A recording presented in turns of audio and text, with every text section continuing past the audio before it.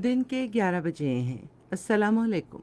ये रेडियो पाकिस्तान है। तस्कीन जफ़र से खबरें सुनिए। पहले अहम खबरों का खुलासा। वज़ीर ख़ारिजा ने कहा है कि भारतीय हुकूमत ने अपनी दाखिली नाकामियाँ छुपाने के लिए पाकिस्तान के ख़िलाफ़ इश्तियाल अंगेज़ सरगर्मियाँ शुरू कर रखी हैं। मुल्क में गुज़श्ता 24 घंटे के दौरान कोरोना वायरस के बाइस 148 अफराद जहाँ बहक हुए, जबकि 4000 से ज़ायद अफराद में वायरस की तशख़ीस हुई है। मकबूजा कश्मीर के इलाके सोपुर में आज सुबह भारतीय फ़ौज ने अपनी रियासती दहशतगर्दी की ताज़ा कार्रवाई में 2 नौजवानों को शहीद कर दिया। चीन ने कहा है कि लद्दाख में वादी गुलवान में हालिया सरहदी झड़प का जिम्मेदार भारत है। तफसील से वज़ीर ख़ारिजा शाह महमूद कुरैशी ने कहा है कि भारत के वज़ीर आज़म नरेंद्र मोदी ने अपनी नाकामियाँ छुपाने के लिए पाकिस्तान के ख़िलाफ़ इश्तियाल अंगेज़ सरगर्मियाँ शुरू कर रखी हैं। उन्होंने एक निजी न्यूज़ चैनल से गुफ्तगू करते हुए कहा कि पाकिस्तानी हाई कमीशन के अमले में 50% कमी करने का नरेंद्र मोदी का फ़ैसला भारतीय मईशत की ज़ुबूहाली से अपनी आवाम की तवज्जो हटाने की भूंडी कोशिश है।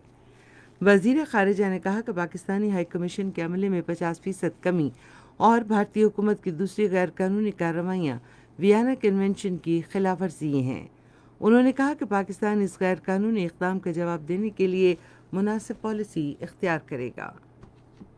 अमेरिका में पाकिस्तान के सफ़ीर असद मजीद खान ने कहा है कि पाकिस्तान और अमेरिका इक़्तिसादी ताल्लुकात मुस्तहकम करने के लिए काम कर रहे हैं।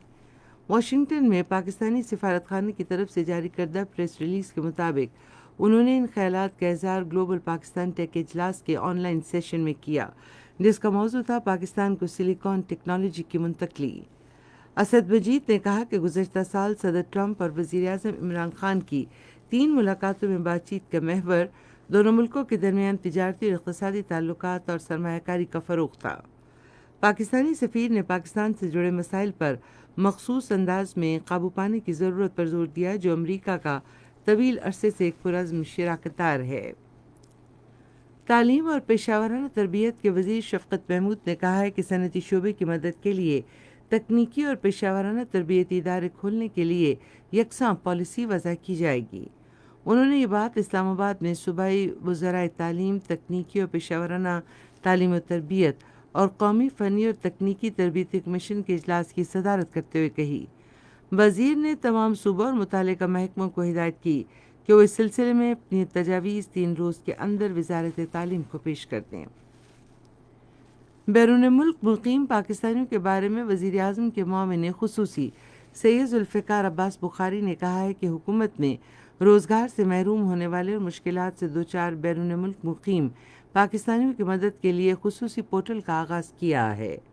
उन्होंने PTV से गुफ्तगू करते हुए कहा कि हमने परवाज़ें मुकम्मल तौर पर बहाल नहीं की, लेकिन हुकूमत बैरून मुल्क फंसे हुए मुश्किलात से दो चार पाकिस्तानियों को ज़्यादा से ज़्यादा तादाद में वापस लाने के लिए हर मुमकिन कोशिश कर रही है।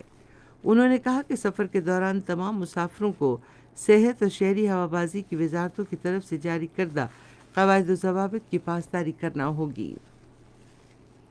मुल्क में गुज़श्ता 24 घंटे में 4000 से ज़ायद अफराद में कोरोना वायरस की तशख़ीस हुई है, जिसके बाद वायरस से मुतासर अफराद की मजमूई तादाद 1,92,970 हो गई है।